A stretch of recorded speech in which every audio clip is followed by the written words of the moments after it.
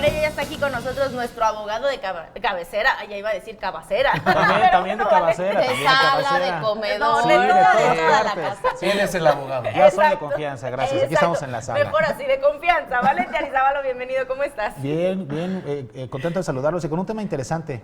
Esto de títulos de crédito, en principio como que, ¿con qué se come, no? Exacto, porque yo pensaría que es un crédito normal, pero entonces, ¿por qué tiene el título de Estamos crédito? hablando de un tipo de documentos en particular que nosotros utilizamos pues prácticamente todos los días o en gran parte de negocios jurídicos. Y voy a poner ejemplos para que se pueda entender un poco mejor el tema. Cuando hablamos de cheques, cuando hablamos de pagarés, cuando hablamos de letras de cambio, estamos hablando de títulos de crédito. Ese es su nombre técnico.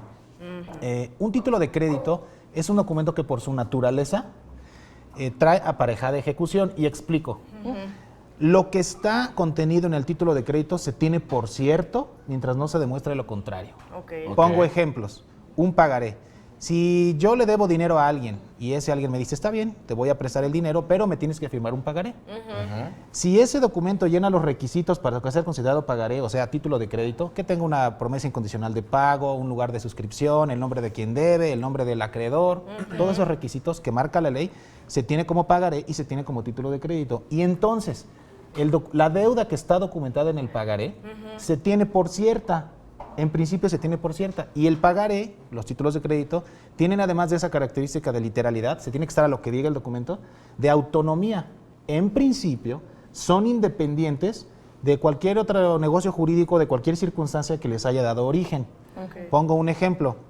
Si yo en el pagaré reconozco que debo 10,000 pesos a Juan, ¿no? Juan puede venir a reclamarme esos 10,000 pesos, pedirle a una autoridad, a un juez, que me requiera. Y como traen aparejada esa ejecución, como tienen esa fuerza esos documentos, un juez va a ordenar, probablemente va a ordenar un embargo precautorio. Va a decir, como se tiene por cierta la deuda, antes de otra cosa, voy y te requiero de que la pagues. Y si no, en ese momento te puedo embargar. Eso no quiere decir que la deuda exista, ¿no? O sea, yo pude haber pagado a cuenta de ese crédito, pero yo tendría que acreditarlo después. Para eso ya se lleva a un juicio. Así es. Yo tengo una duda, por ejemplo, en tiempos pasados se utilizaba que se hacían cartas en las que se explicaba de que Juan le debe a Pedro y era una carta simplemente con los nombres y con firmas. Fecha tal vez y listo. ¿Eso se puede considerar como un título de crédito o estamos realmente comprometidos a pagar si se hizo en esas circunstancias? Hasta en las servilletas. No es un título de crédito. Efectivamente, esos negocios jurídicos que se hacen en la servilleta, que se hacen de manera verbal, que se hacen en un documento, en un papel simple, pero que no llenen los requisitos para ser título de crédito, la ley establece cuáles son, no puede considerarse como tal. No es que eso no funcione, no es que ese adeudo que yo diga, yo reconozco que le debo a Juan 10 pesos, no es que no se los deba. Lo que pasa es que no reúne esas características. Pongo otro ejemplo bien común, el cheque. ¿No? Cuando se libra un cheque, se tiene por cierto pues que esa cantidad le tiene que ser pagada al beneficiario, Claro, ¿no? tiene fondos. Tiene fondos. Si el cheque no tuviera fondos, como es un título de crédito, yo puedo venir después a decirle, oye, no tenía fondos, pero me lo debes. Y sucede el mismo caso que con el pagaré. Puedo presentarlo ante un juez para su cobro y el juez de entrada va a tener por cierto que ese cheque no se pagó porque no tuvo fondos, va a traer en la parte de atrás normalmente el cheque que se llama protesto, el sello del banco que dice no tiene fondos y se va a liberar una ejecución. Son documentos ejecutivos. Ahora, ¿qué tan factible es que cuando entres en juicio, en cuánto tiempo puedas recuperar lo que no se te está pagando por un pagaré?